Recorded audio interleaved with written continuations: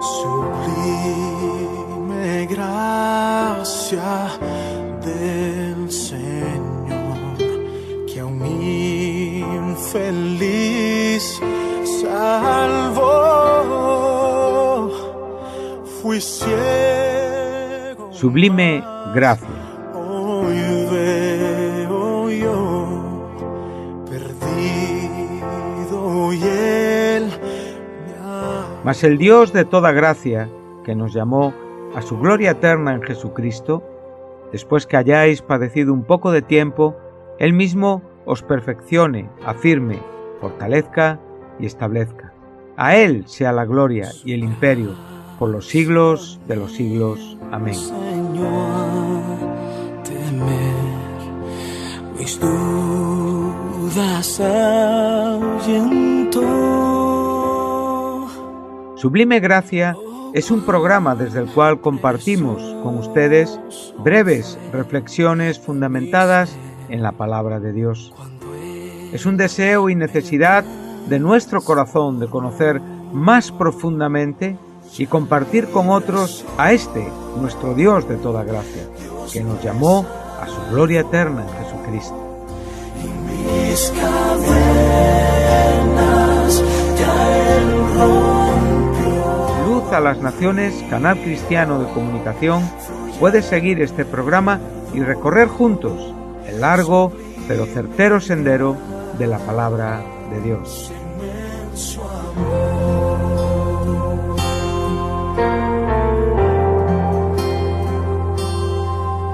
En los peligros su aflicción que yo he tenido aquí,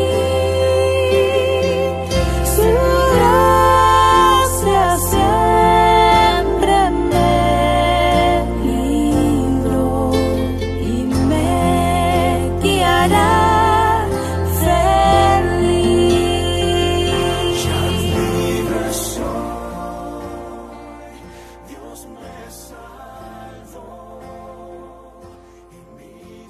Gracias a Dios por estar un día más compartiendo con todos vosotros este mensaje de sublime gracia.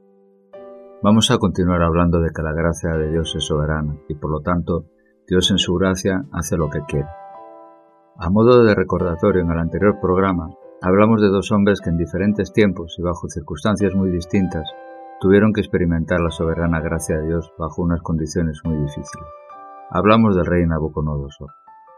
Un rey poderoso, cruel, ambicioso, impulsivo y muy orgulloso.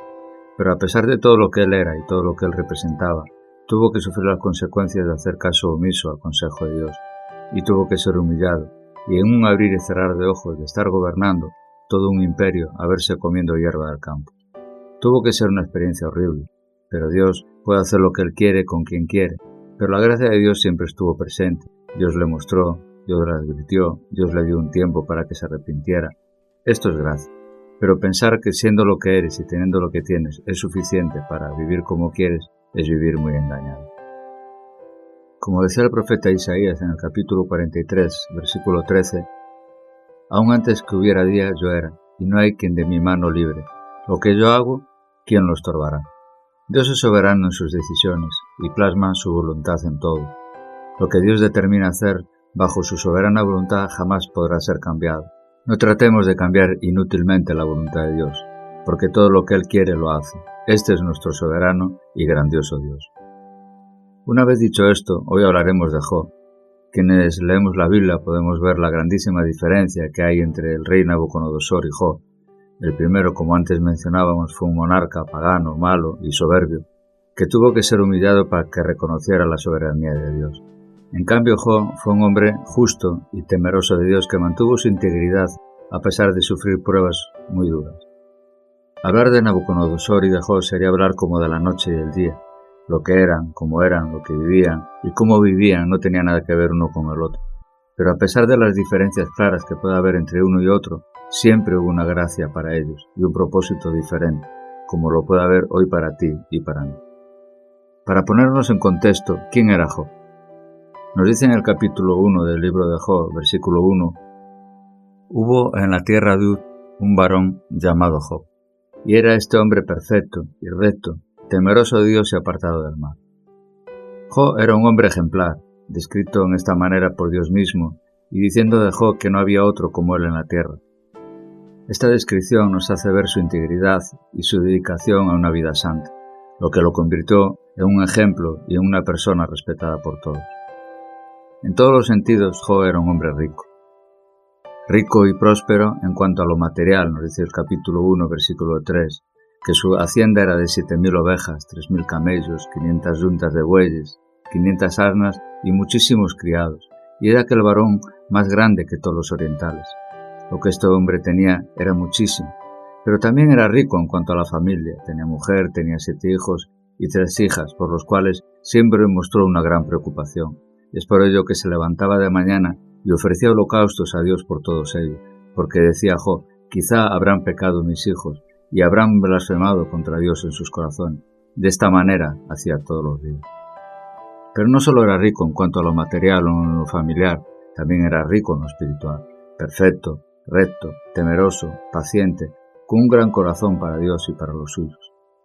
Viendo todo esto, es muy difícil pensar que este hombre merecía pasar todo lo que pasó. Pero no se trata de merecer o no. Dios es Dios, y aun siendo Job quien era y cómo era, aun siendo así, había cosas que tratar en la vida de Job que no tenían que ver con pecado alguno. Pero el ser perfecto y recto no quiere decir que sabes todo lo que hay que saber sobre Dios y sus propósitos. No significa que no tengas espacio para crecer, para madurar y para poder tener un conocimiento mejor acerca de Dios. Entonces, siendo él ya anciano, Dios permitió a Satanás que lo atacase, y éste le quitó todos sus bienes, sus criados y sus hijos, y más tarde ni siquiera perdonó su cuerpo. Cubrió a Job de llagas malignas desde la planta de los pies hasta la cabeza. Las aflicciones de Job comenzaron por la maldad del enemigo de nuestra alma, con el permiso del Señor, claro, y con un propósito sabio y santo, sin duda. ¿Cabía la posibilidad de que Dios hubiera dejado de concederle a Job su gracia? A veces la dificultad que tenemos es que la gracia de Dios siempre la relacionamos con el tiempo bueno, en el tiempo de bendición, de prosperidad y de paz. Esto es cierto, pero la gracia de Dios hay que contemplarla siempre en el tiempo bueno, sí, pero también en el tiempo malo. Y una de las muchas cosas que nos enseña el libro de Job es esto, que tanto en lo bueno como en lo malo, la gracia de Dios siempre está presente, aunque nosotros no entendamos lo que estamos viviendo. Desde luego que no siempre entendemos la voluntad de Dios, que no llegamos a entender del todo sus propósitos.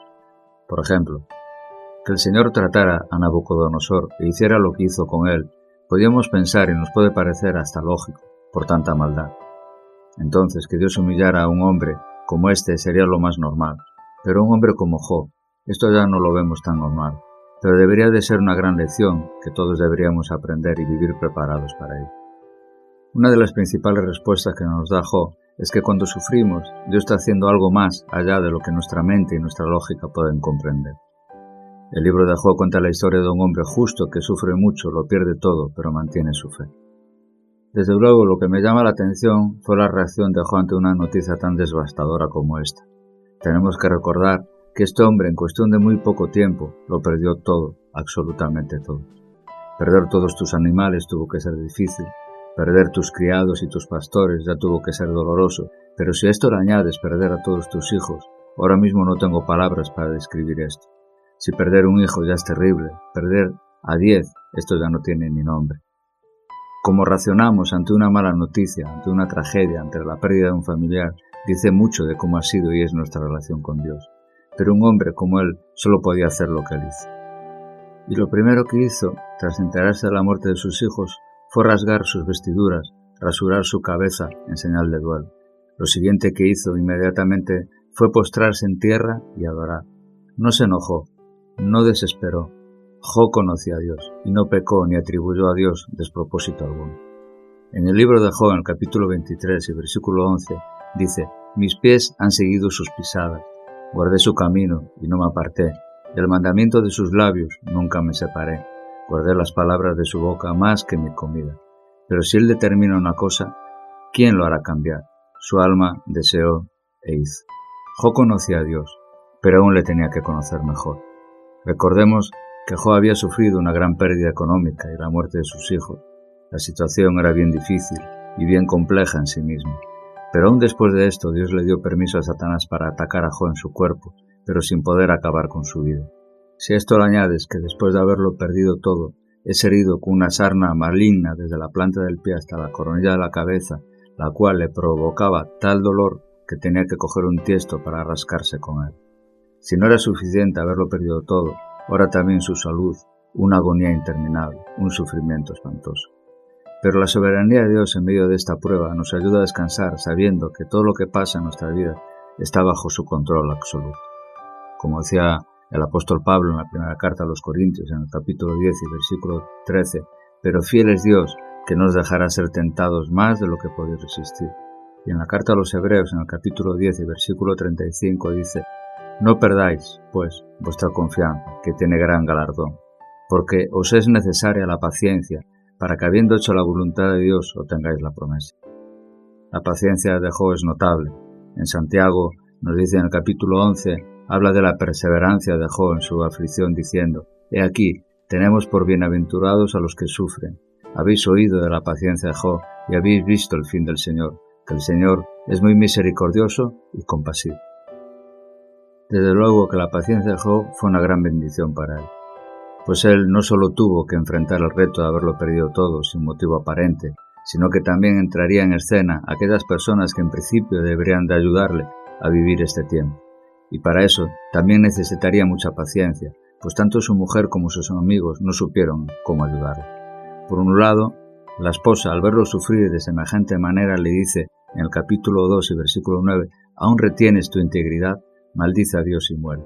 O sea, viéndole pasar por todo lo que estaba pasando, no se le ocurre otra cosa que darle un consejo como este, «Maldice a Dios y muere». Una mujer que conocía o debería conocer la integridad de su esposo. ¡Qué consejo tan insensato! Pero Job, aún en su sufrimiento, supo cómo responder a tal necedad, y nos dice en el capítulo 2 y versículo 10, como suele hablar cualquiera de las mujeres fatuas, has hablado. ¿Qué? ¿Recibiremos de Dios el bien y el mal no lo recibiremos? En todo esto no pecó Job con sus labios. Por otro lado tenemos sus tres amigos, que cuando escucharon acerca de lo que le había pasado, llegaron para consolarlo, y durante 7 días estuvieron acompañando a Job en silencio. Lamentablemente, los amigos de Job no fueron capaces de sobrellevar el misterio de su sufrimiento, así que sacan conclusiones precipitadas acerca de la fuente de su aflicción.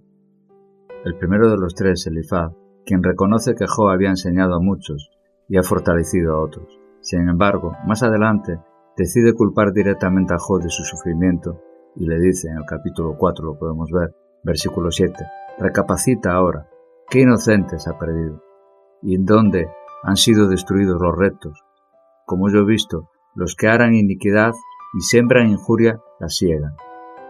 El segundo amigo de Job es Bildad, quien dice casi lo mismo, en el capítulo 8 y versículo 20, he aquí, Dios no aborrece al perfecto, ni apoya la mano de los malignos. El tercer amigo, Zofar, repite prácticamente lo mismo también. En el capítulo 11 y versículo 14, si alguna iniquidad tuviera en tu mano, y la echares de ti, y no consintieres que more en tu casa la injusticia, entonces levantarás tu rostro limpio de mancha, y serás fuerte y nada temerás. El razonamiento de los tres, desde luego que deja mucho que desear. Según ellos, Dios solamente envía calamidades a las personas malvadas. Job mismo no acepta este argumento, y Dios tampoco. En el capítulo 42, Dios dijo a Elifaz, a uno de sus amigos, mi ira se encendió contra ti y tus 2 compañeros, porque no habéis hablado de mí lo recto, como mi siervo Job. Como decíamos antes, el sufrimiento, el trato, la prueba, la aflicción, es para todos, no solo para aquellos que hacen mal, también es para aquellos que Dios quiere que mejoren en sus vidas. Después de 37 capítulos donde Job está tratando de encontrar la razón para tanto sufrimiento, Dios empieza a hablar con Job y le pregunta en el capítulo 38, ¿dónde estabas tú cuando yo fundaba la tierra? ¿Quién ordenó sus medidas? ¿Sobre qué están fundadas sus bases? ¿Quién le puso límite al mar? ¿Quién puso la sabiduría en el corazón? ¿O quién dio al espíritu inteligencia? En otras palabras, lo que Dios le estaba diciendo a Job era algo así como ¿quién te crees tú que eres, Job? Y añadió, ¿es sabiduría contender con el omnipotente? El que disputa con Dios responde a esto. En el capítulo 40, versículo 4, La respuesta de Job fue: «He aquí, yo soy vivo. ¿Qué te responderé? Mi mano pongo sobre mi boca. Una vez hablé, mas no responderé. Aún 2 veces, mas no volveré a hablar». Y en el último capítulo vemos la confesión y la actitud del arrepentimiento de Job, cuando reconoce que Dios es todopoderoso y omnisciente, y manifiesta que por su falta de entendimiento hablaba acerca de cosas que no entendía y que no comprendía. En el capítulo 42, de los versículos del 1 al 5, respondió Job a Dios y dijo: «Conozco que todo lo puedes, y que no hay pensamiento que se esconda de ti. ¿Quién es el que oscurece el consejo sin entendimiento? Por tanto, yo hablaba lo que no entendía, cosas demasiado maravillosas para mí que yo no comprendía. Oye, te ruego y hablaré. Te preguntaré y tú me enseñarás. De oídas te había oído, mas ahora mis ojos te ven. Por lo tanto, me aborrezco y me arrepiento en polvo y ceniza». Siempre habrá algo de lo que nos tengamos que arrepentir. Dios restauró la salud de Job y le dio el doble de lo que tenía antes, no como recompensa, sino como una manifestación de su gracia, evidenciando que la intención final de Dios no es la destrucción, sino la restauración.